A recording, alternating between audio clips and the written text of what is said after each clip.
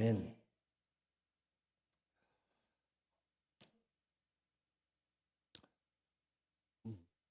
흥미로운 이야기로 말씀을 전하려고 합니다. 지중해의 어떤 섬에 아주 훌륭한 왕이 계셨답니다. 너무 정명, 공평, 정명, 정의로운 그런 왕이었답니다. 모든 재판에 치우침이 없이 정확하게 판결을 내려서 상줄자에게 상주고 벌줄자에게 벌주는 그런 왕으로 온 신하들과 백성들의 존경과 사랑을 또 신뢰를 한 몸에 얻었다고 합니다. 그런데 어느 날 자기 어머니, 왕의 어머니 태우가 큰 죄를 지었답니다. 모든 사람들이 바라보면서 우리 저 훌륭한 임금이 자기 어머니 죄는 어떻게 처리할 것인가, 재판을 어떻게 할 것인가 관심을 갖고 주목하기 시작했습니다. 재판이 벌어져서 이제 재판을 하는데 정확하게 그 지은 죄에 대한 값이 곤장 30대 정도였다고 합니다.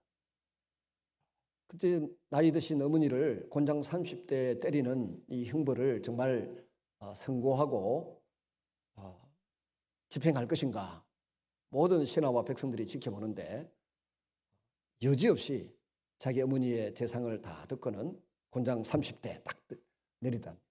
그래서 사람들이 깜짝 놀라서 쳐다보는데 이 일을 어떻게 하려고 저러시는가 했더니 형틀을 준비하고 그 집행하는 자들이 와서 곤장을 30대를 이제 시작하면서 때리려고 하는데 잠깐, 그러면 그렇지 그랬는데 임금이 자기 왕복을 벗고는 어머니 위에 몸을 딱 포개더니 30대를 치라 그러더라는 거예요. 그리고 정말 30대를 어머니를 대신해서 다 맞더라는 것입니다.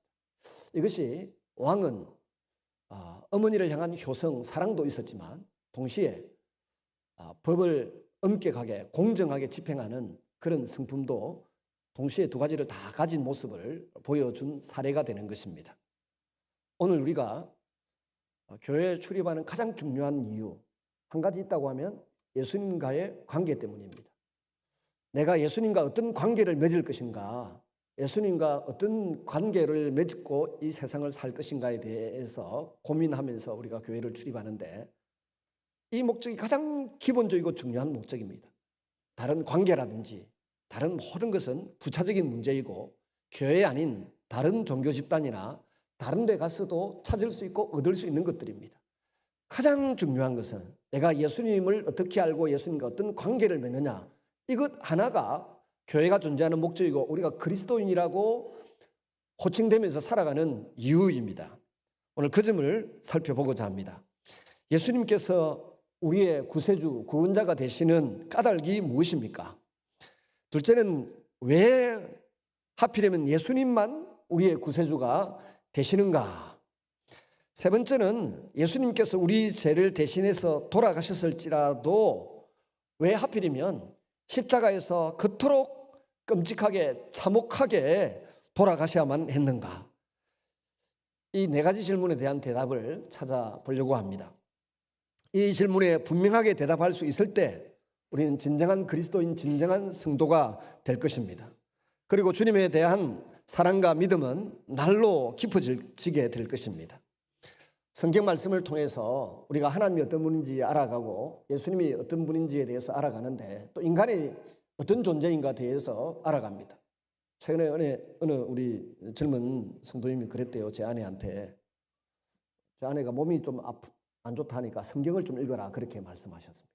왜냐하면 시편 107편 20절에 보면 저가 말씀을 보내사 저희를 고치시고 위험한 지경에서 건지시는도다.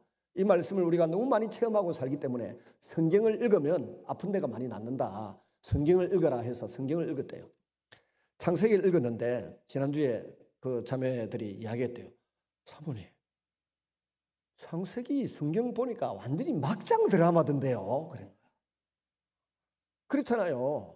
근친상간도 있고 불륜도 있고 하니까 창세기가 막장 드라마더라. 성경이 가르쳐주는 인간의 모습은 그야말로 막장 드라마예요.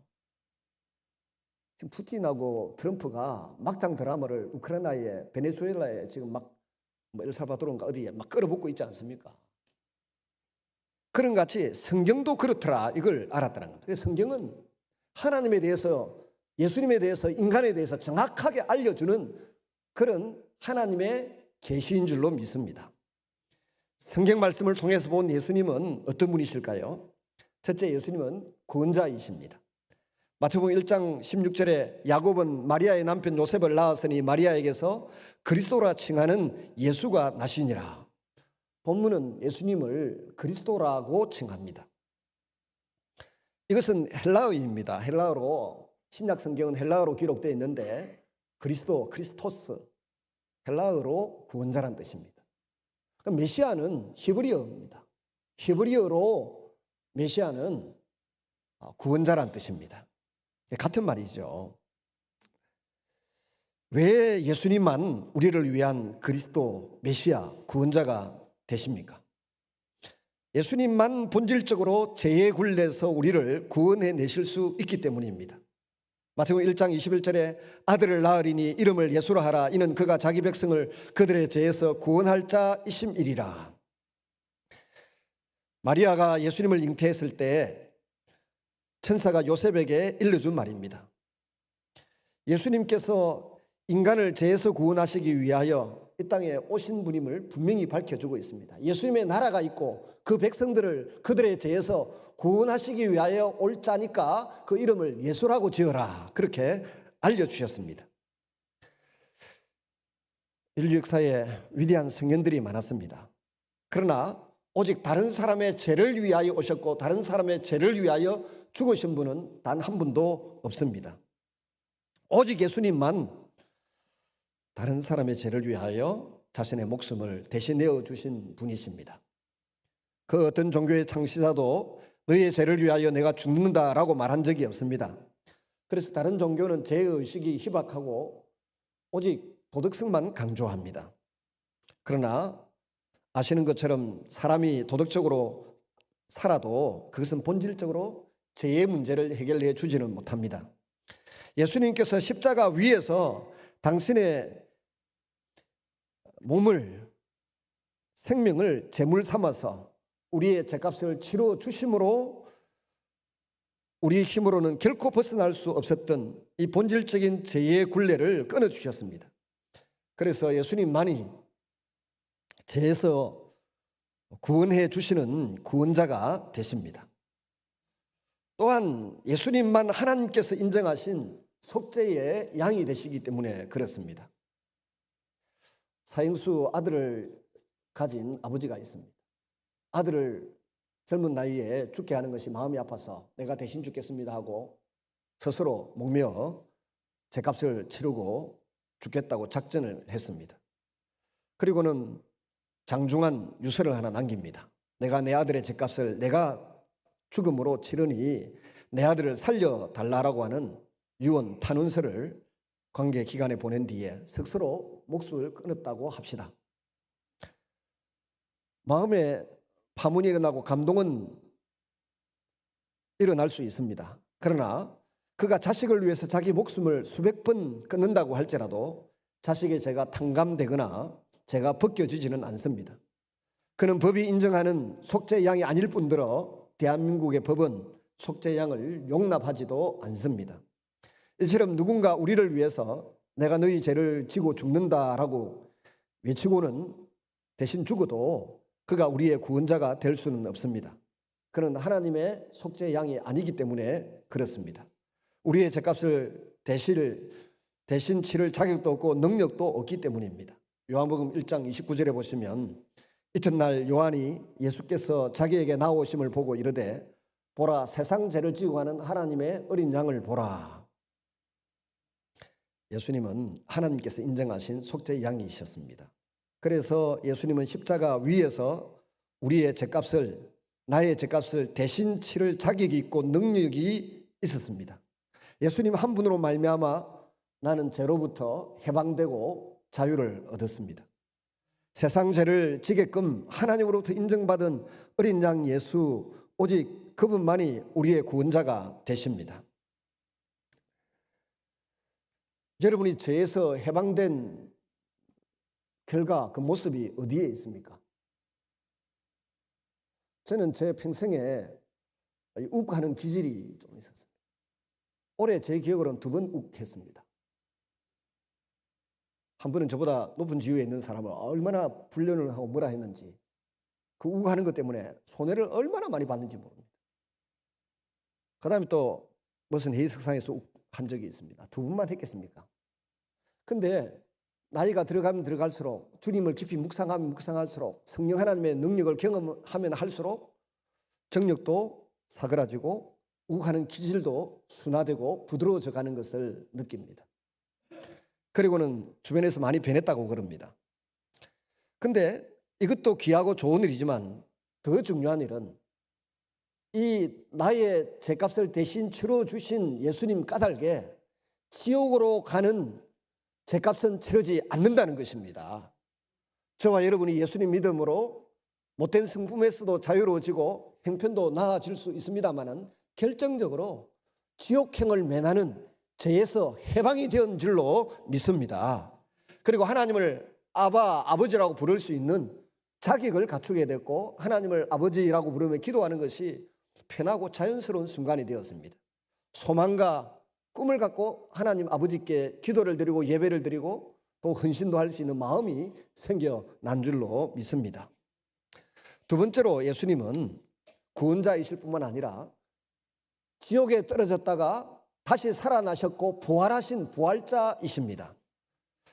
요한복음 11장 25절 26절에 보시면 예수께서 이르시되 나는 부활이요 생명이니 나를 믿는 자는 죽어도 살겠고 무릇 살아서 나를 믿는 자는 영원히 죽지 아니하리라. 내가 이것을 믿느냐? 예수님께서 영원한 부활자이심을 밝혀줍니다. 예수님은 죄값을 지불하시기 위하여 십자가에서 돌아가셨지만은 그것이 끝이 아니었습니다. 오히려 그것은 새로운 시작이었습니다. 사흘 만에 예수님이 죽음의 근세, 사망 근세를 깨뜨리시고 다시 살아나셔서 영원한 부활자가 되신 것입니다. 예수님께서 영원한 부활자라고 하는 사실이 왜 그토록 중요합니까? 첫째, 예수님께서 영원한 부활자가 되셨기에 우리에게 영원한 구원, 영원한 생명을 주실 수가 있었습니다.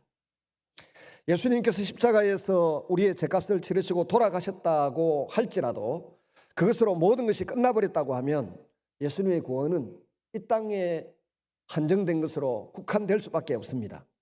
그 경우 죄와 더불어 우리의 또 다른 근본 문제인 죽음의 문제는 해결될 수가 없었습니다. 그러나 주님께서 죽음을 깨뜨리시고 영원히 부활하심으로 그 문제도 간단하게 해결이 되었습니다. 우리는 모두 부활하신 예수님 안에서 영원한 생명을 얻게 된 줄로 믿습니다. 육신의 생명은 끝나도 우리의 영혼은 영원히 살아서 하나님과 함께 왕노릇하게 될 줄로 믿습니다. 요한복음 3장 16절에 하나님이 세상을 이처럼 사랑하사 독생자를 주셨으니 이는 그를 믿는 자마다 멸망하지 않고 영생을 얻게 하려 하심이라. 예수님께서 영원한 부활자가 되셨기 때문에 그분의 말씀은 지금도 살아있고 앞으로도 영원히 유효합니다. 사람이 죽으면 그와 동시에 그의 말은 효력을 상실합니다. 그런데 예수님은 죽었다가 부활하셔서 그의 말이 영원히 효력이 있습니다. 죽음으로 끝이었으면 예수님 말씀이 효력 상실입니다. 감동은 줄 수 있어도 우리의 생명을 좌지우지하지는 못하실 것입니다. 다시 살아나셔서 부활하신 주님이 우리에게 주시는 모든 말씀은 우리의 힘이고 생명이고 우리의 소망입니다. 그러면 예수님의 부활의 증거가 무엇입니까? 예수님의 이름으로 오늘도 수많은 사람들이 세계 각처에서 예수님 믿고 생명을 새롭게 얻게 되었습니다. 첫 번째 증거입니다. 2번째 증거는 오늘날 많은 제왕들의 무덤이 다 있습니다. 그런데 예수님의 무덤이 없습니다. 왕릉 같은 무덤이 없습니다. 왜냐하면 죽으셨다가 다시 부활하셨기 때문에 무덤이 없습니다. 세 번째, 예수님은 참 인간이십니다. 첫째는 구원자이시고 둘째는 예수님이 하나님이시고 세 번째는 뭐라고요? 참 인간이십니다. 마태복음 16장 13절에 예수님께서 가이사라 빌립보 지방에 이르러서 제 아들에게 물었습니다. 사람들이 인자, 즉 사람의 아들이 나를 누구라고 부르느냐 물었습니다. 예수님은 당신 자신을 인자, 사람의 아들이라고 칭하시고 몇 번이나 이 사실을 강조하셨습니다. 이 땅에 오신 예수님께서 마리아의 몸을 통하여 육신을 입고 이 땅에 오셨기 때문에 사람의 아들임이 분명합니다. 그런데 왜 이 사실이 우리에게 중요합니까? 왜 구원자이신 예수님께서 사람의 아들이셔야 합니까? 히브리서 2장 18절에 그가 시험을 받아서 고난을 당하셨은즉 시험 받는 자들을 능히 도우실 수 있느니라 그랬습니다.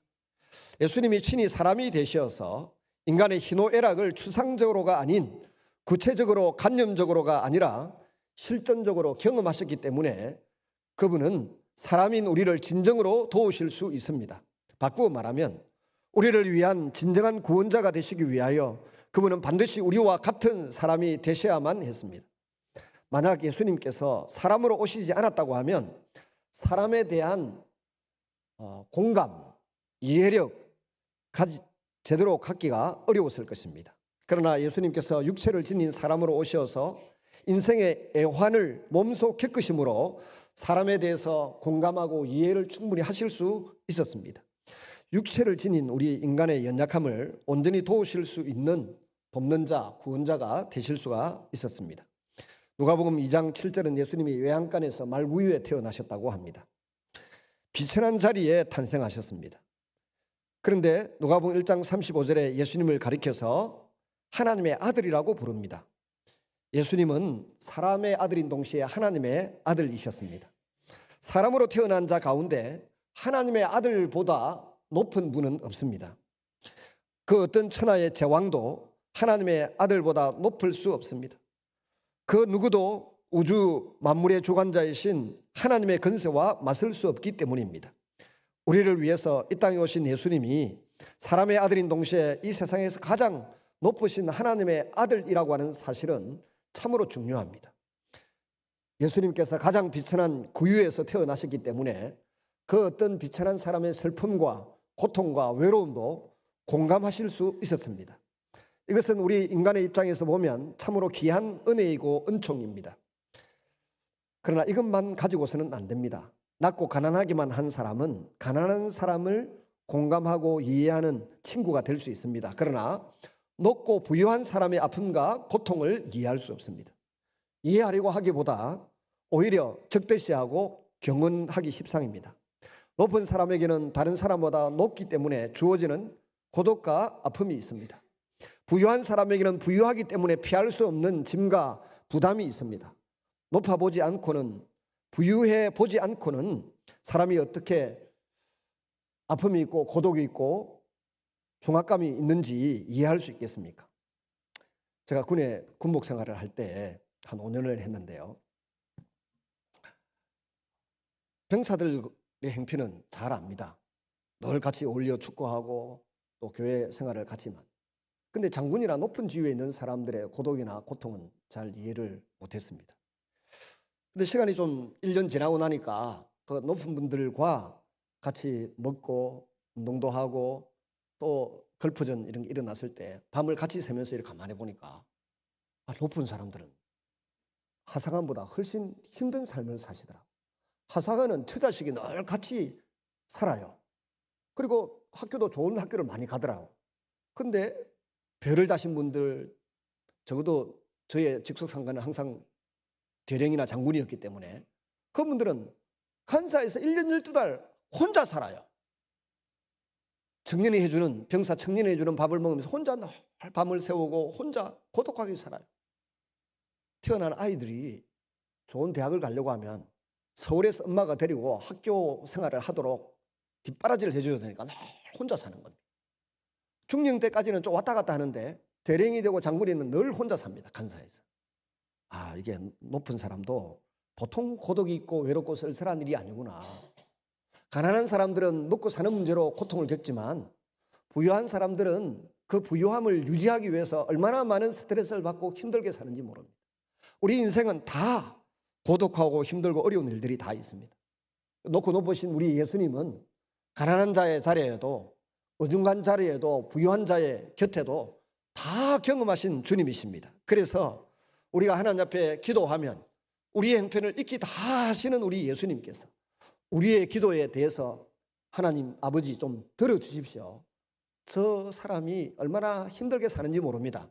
지금도 하나님 보좌 우편에서 우리를 위하여 중보 기도하고 계시는 하나님이신 줄로, 예수님이신 줄로 믿습니다. 저 어릴 때 사고뭉치였습니다. 학교 가면 선생님들이 괜찮다 그러는데, 동네 어른들도 저보고 다 착하다 그러는데, 우리 아버지 볼 때에는 늘 사고뭉치였어요. 그 사고뭉치를 돌봐주시는 분이 있는데 세 분이 있었습니다. 할아버지, 할머니, 저희 어머니였습니다. 사고 칠 때마다 나무 장독을 깨우쳤을 때마다 바지게 딱대기로 엎드려 버치하고 때리려 하는데 할머니가 막아서고, 할아버지가 헛기침 하면서 마 그만해라 이러고, 자고 나면 어머니가 다 설득해놔가지고 어제 사고 친 건 아버지 다 잊어버리고 끌끌 웃으시더라고. 늘 이렇게 도와주시는 할아버지, 할머니, 어머니가 계셨습니다. 아버지는 맨날 두들겨 펼 생각만 하고. 우리가 짓는 죄에 대하여 하나님은 늘 공의로운 눈으로 지켜보면서 벌 주기를 원하시는데, 우리의 중보자 되신 예수님은 사람이면서 하나님이시기 때문에 우리가 범죄할 때마다 옆에서 하나님 아버지, 사람은 별 수 없습니다. 아담 이후로 죄성을 가지고 태어났고 그 죄성을 가지고 있기 때문에 죄의 열매를 맺고 저 사고를 쳤는데 용서해 주시시오.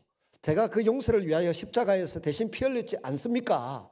내가 다 이루었다, 값을 다 지불했다고 선언하고 죽지 않았습니까? 용서해 주시지요 하심으로 우리의 죄가 다 용서받는 줄로 믿습니다. 네 번째, 예수님은 참 하나님이십니다. 마태복음 1장 23절에 보라, 처녀가 잉태하여 아들을 낳을 것이요 그의 이름은 임마누엘이라 하리라 하셨으니 이를 번역한즉 하나님이 우리와 함께 계시다 함이라. 본문은 예수님을 임마누엘이라고 부릅니다. 임마누엘이란 하나님이 우리와 함께 계시다라고 하는 의미입니다. 바꾸고 말하면 우리와 함께 하시는 하나님이란 뜻입니다. 예수님이 누가 하나님이시라는 건가? 예수님 그분이 곧 하나님이시라는 겁니다. 하나님의 아들이라 하면서 또 하나님이라 하나오, 이렇게 반문하실 수가 있습니다. 그러면 우리 집에 강아지가 있습니다. 강아지 새끼들이 태어나면 그게 사람입니까? 여전히 강아지겠죠. 참새가 날아가다가 잡혔습니다. 근데 참새 새끼들이 많이 있습니다. 참새는 참새고 참새 새끼들은 뭡니까? 참새죠. 사람의 아들은 역시, 사람의 자식은 역시 사람입니다. 그럼 하나님의 아들은 뭡니까? 하나님이시죠. 성경은 여러분을 뭐라고 부릅니까? 하나님 자녀라 부르는데 예수님 뭐라 그러던가요? 여러분 보고 하나님이라 그랬습니다. 율법서에도 너희를 신이라고 칭하였다. 그런데 내가 하나님의 아들이라고 한다고 해서 나를 신성 모독죄로 몰아서 죽이려고 하느냐? 예수님이 그렇게 요한복음에서 반문하셨죠. 우리에게는 신의 성품, 하나님의 능력이 있는데 이 하나님의 성품, 하나님의 능력으로 살려고 머리를 안 쓰고 마음을 안 쓰고 뭐로 살려고 그래요? 별로 좋지 않은 우리의 아이디어, 우리의 신체적인 능력을 가지고 살려고 애를 써가지고는 우리가 오늘날 공경에 처해 있을 때가 많습니다.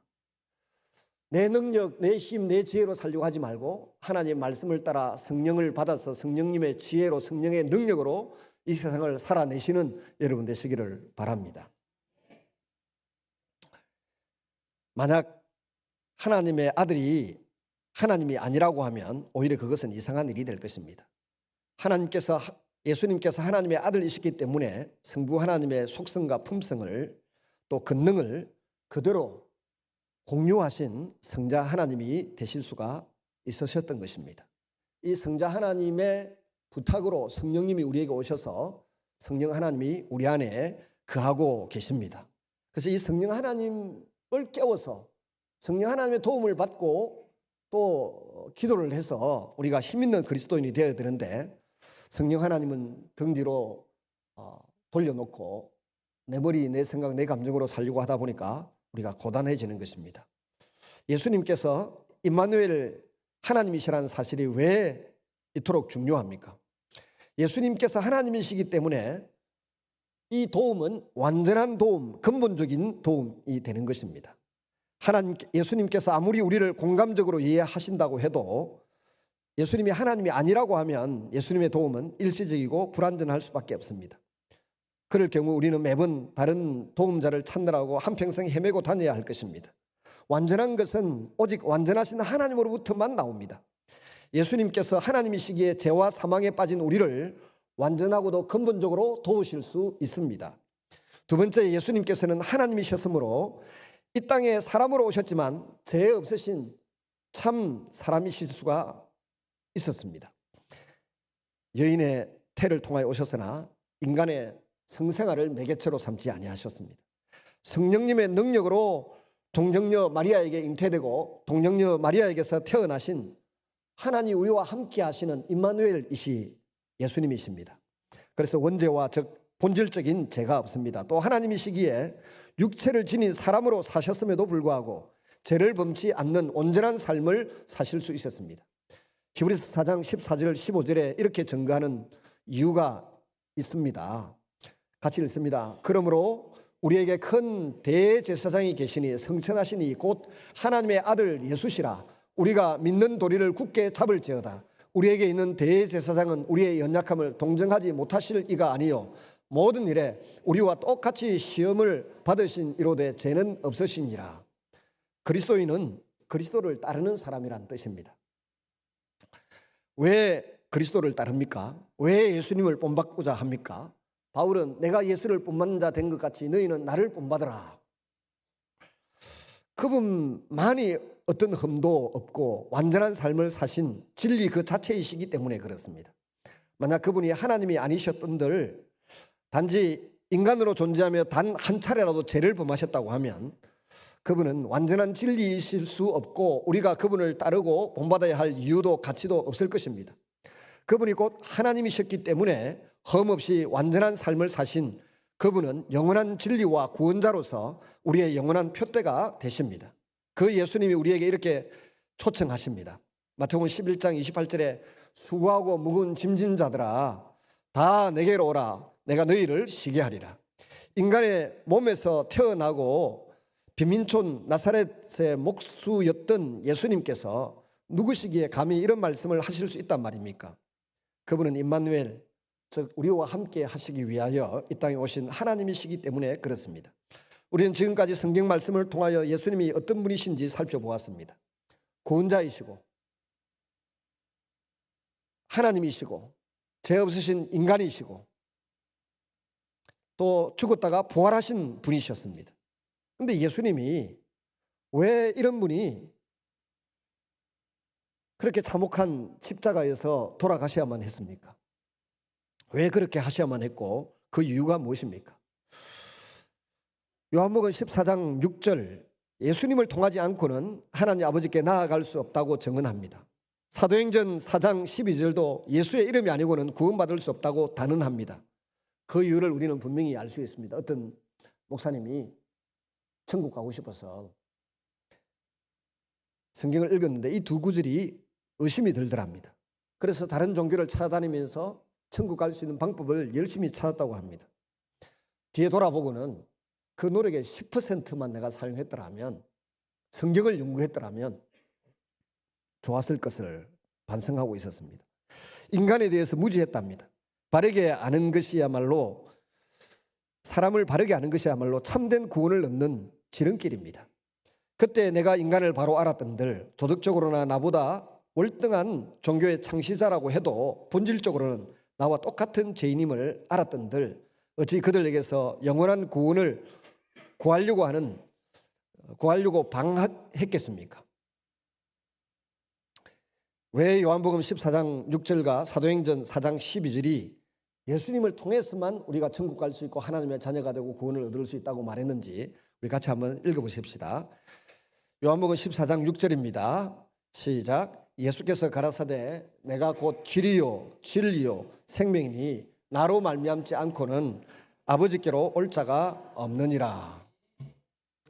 사도행전 4장 12절 말씀을 또 조용히 한번 읽어보겠습니다. 시작. 다른 이로서는 구원받을 수 없나니 천하 사람 중에 구원받을 만한 다른 이름을 우리에게 주신 일이 없음이라 하였더라. 이걸 쉬운 말로 번역한 성경이 있습니다.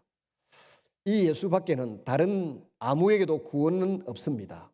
다른 사람들에게 주신 이름 가운데 우리가 의지하여 구원을 얻어야 할 이름은 하늘 아래에 이 이름밖에 다른 이름이 없습니다. 이 땅에서 태어난 인간 중에 구원자이시며 부활자이시며 참 인간이시며 참 하나님이셨던 분은 오직 예수님 한 분밖에 없기 때문입니다. 예수님이 처참하게 죽으신 이유가 무엇입니까?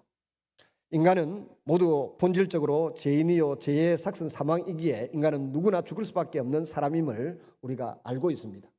제가 설교를 시작하면서 지중해 어떤 임금 이야기를 했습니다. 임금은 사랑이 많고 정의로운 분이고 공평한 분이었습니다. 하나님도 마찬가지입니다. 우리 모두를 천국 데려가기를 원하시고 구원하시기를 원하시는 사랑이 많으신 분입니다. 그런데 그분의 성품 가운데 공의로운 성품이 있습니다. 우리의 죄에 대해서는 천국 데려가기를 원하지만 죄 문제를 처리하셔야만 합니다. 이 죄 문제를 처리하시기 위하여 예수님께서 십자가에서 대신 희생을 치러 주신 것입니다. 이 본질적인 주제를 마지막으로 생각해 보시겠습니다. 주님은 왜 그토록 피를 흘리시고 처참하게 돌아가셔야만 했습니까? 우리 죄를 위해서 돌아가시는 것까지는 이해되는데 석가모니나 소크라테스나 또 공자처럼 좀 멋있게 죽을 수는, 품있게 돌아가실 수는 없었던가요? 이스라엘 백성들이 에집트에서 노예살이 하다가 해방되기 전날 밤이었습니다. 주님이 모세를 통하여 말씀을 주셨습니다. 지금 에집트 땅에 살고 있는 모든 장자는 다 죽인다. 너희들의 생명이 내 손에 있다는, 하나님 손에 있다는 것을 보여주시기 위해서라도 다 죽인다. 그런데 이스라엘 백성들에게는 그 죽음을 피할 수 있는 묘책, 묘안을 하나 알려주셨습니다. 하루 저녁에 모여서 다 먹을 수 있는 사람들이 모여서 하루 저녁에 양 한 마리를 잡아서, 어린 양 한 마리를 잡아서 다 먹여 없앨 수 있는 사람의 숫자가 모여서 그 양을 잡았고 그 집의 문 지방과 문 인방에 사각 모서리에 다 양의 피로 칠을 해라. 그리고 그 양들을 다 그날 저녁에 먹여 없애라. 살도 하나 남기지 말고. 그러면 그 문 사각 모서리에 다 양의 피로 붉게 칠한 집은 하나님이 죽음의 사자를 지나가게 하시되 장자를 죽이지 않고 그 죄를 없는 것처럼 여겨서 그냥 지나가겠다, 넘어가겠다. 영어로 패스 오버입니다. 한자로 담을 뛰어넘는다. 6월절입니다. 그래서 6월절이 제정됩니다. 6월절 절기를 이스라엘 백성들은 하나님이 말씀하신 그대로 지킵니다. 그날 저녁에 두 사람이 있으면 안 되고 양 한 마리 없으면 적어도 7, 8명은 있어야 되고 한 10명은 있어야 되니까 그 사람들이 다 모여가지고 양 한 마리를 잡아주고 피를 뽑아서 전부 문 사각 모서리에 다 바릅니다. 장자가 없는 집은 필요 없고 장자 있는 집은 누구든지 다 바릅니다. 그래 놓고 밤을 지내는데 애굽 전역에 바로의 임금의 왕궁에서부터 시작해서 장자들은 다 죽습니다. 짐승의 첫 새끼도 다 죽습니다. 근데 희한하게도 그 문 인방, 문설주, 사각 모서리에 피 칠갑을 한 집들은 조용히 지나갑니다. 죽음의 사자가 패스 오버 했습니다.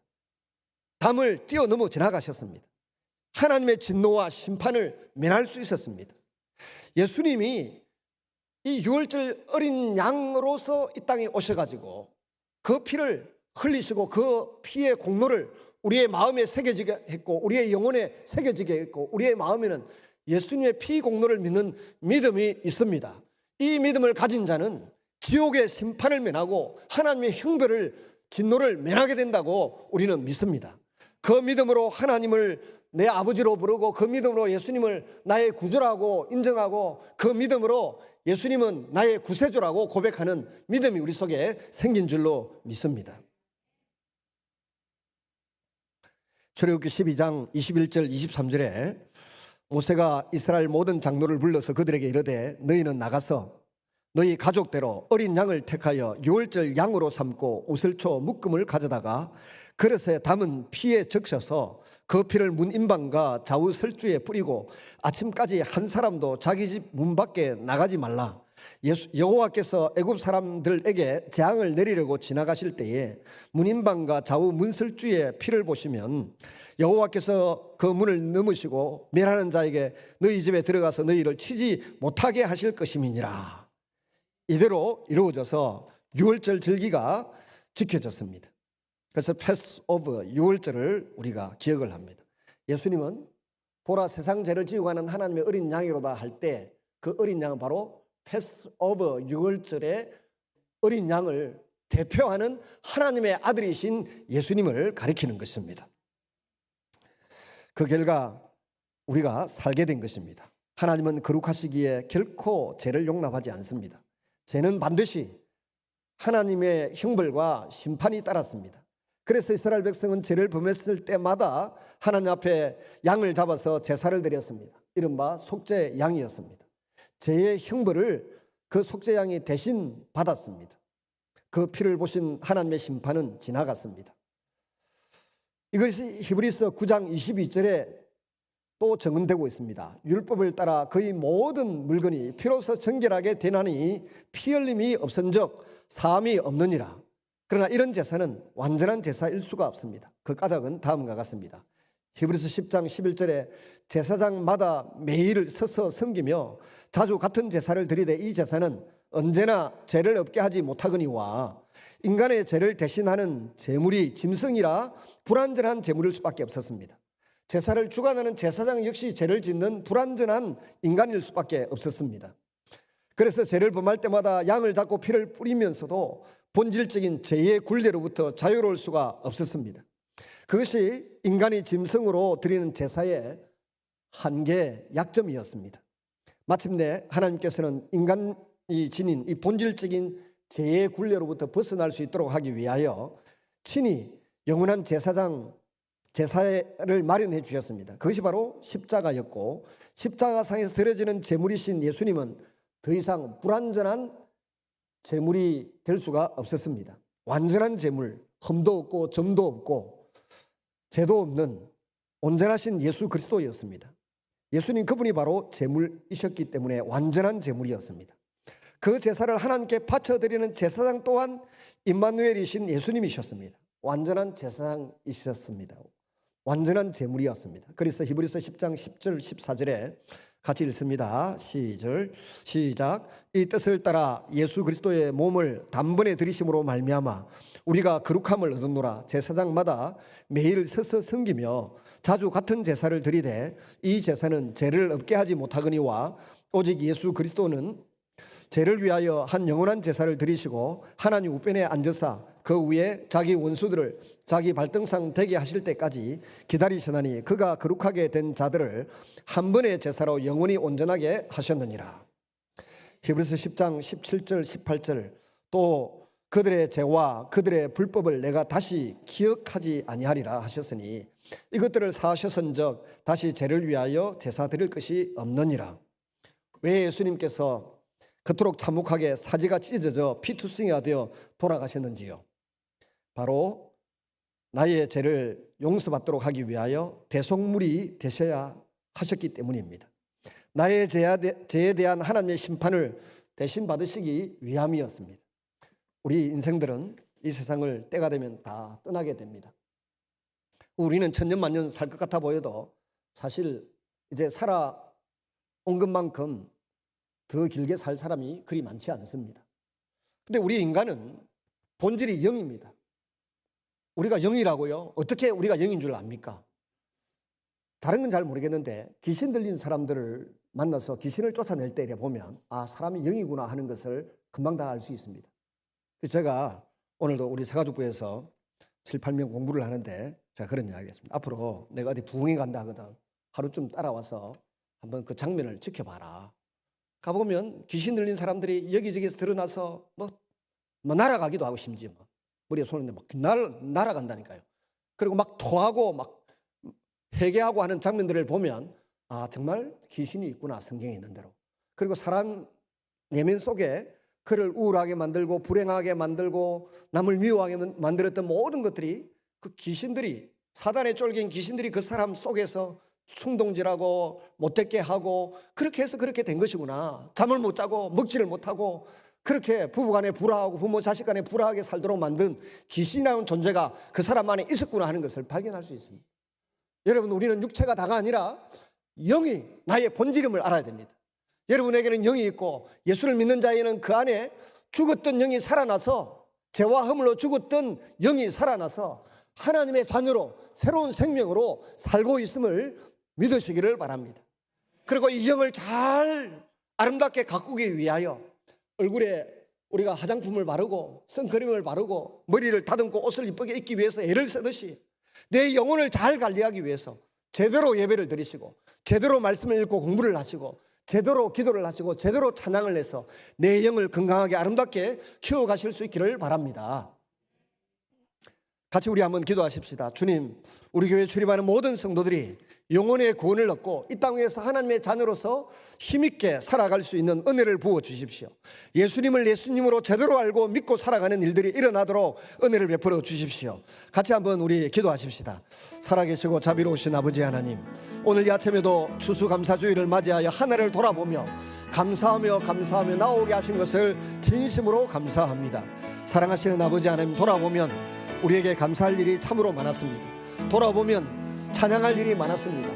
미움을 떨쳐버리고 정오를 떨쳐버리고 사랑하고 허물을 듣고 용서하는 마음들이 우리 속에 일어나도록 은혜를 베풀어 주옵소서. 그러나 예수를 나의 구주로 나의 하나님을 영접한 하나님의 자녀답게 살아가는 저희가 되도록 은혜를 베풀어 주시옵소서. 은혜를 베풀어 주옵소서. 그리하여 하나님의 아들로 딸로 이 땅 위에서 고독하고 외롭고 쓸쓸한 삶을 살지 아니하고 감사가 넘치고 자랑이 넘치고 은혜가 넘치는 삶을 살아가도록 역사하여 주시옵소서. 예수님 이름으로 기도드리옵나이다. 아멘.